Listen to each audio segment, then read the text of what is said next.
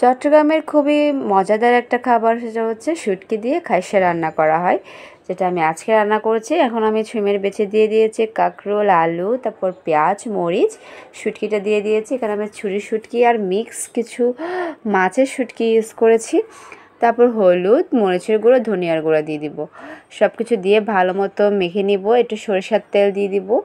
তারপর ভালো মতো মেখে, এটা হচ্ছে আম্মু আমাকে শিখিয়ে দিয়েছে কীভাবে রান্না করতে হবে। তারপর একটু করে পানি দিয়ে আমি এটা জাস্ট সিদ্ধ করতে বসাই দেবো। এখন চুলাটা ধরাই দেব। সো আমি এখানে পানি যখন সিদ্ধ হয়ে যাবে, তারপর হচ্ছে আমি উল্টাই দেখবো যে কী অবস্থা। তারপর একটু লবণ, আমি তো লবণ দিতেই ভুলে গিয়েছিলাম। তারপর আমি এখন লবণ দিয়ে দিয়েছি। তো ভালো মতো নেড়ে ছেড়ে দিয়ে ভালো মতো সিদ্ধ করে একটু পানি দিয়ে একদম সবশেষে হচ্ছে ধনিয়া পাতা আর মরিচ দিয়ে রেখে দেবো। দেন ডান।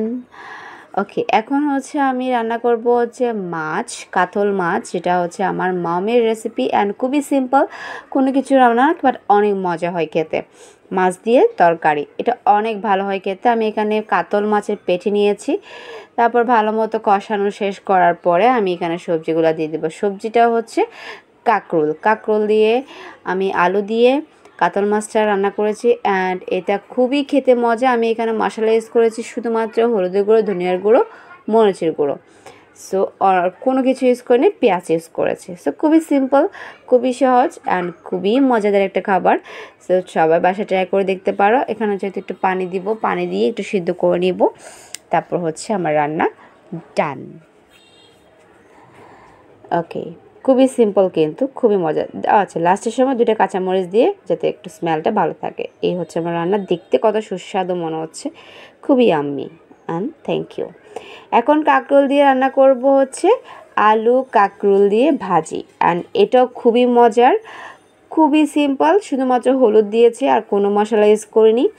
তেল দিয়েছি, তেলের পরিমাণটা একটু বেশি দিতে হয় ভাজির সময়, সব সময়। সো এটা খুবই ইয়াম্মি অ্যান্ড খুবই মজার।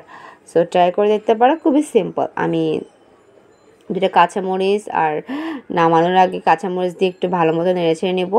তারপর একটু করে রাখবো। তারপর আবার হচ্ছে ধনিয়া পাতা দিয়ে আমি এটা শেষ করে দেবো রান্না। Thank you. আল্লাহ হাফেজ।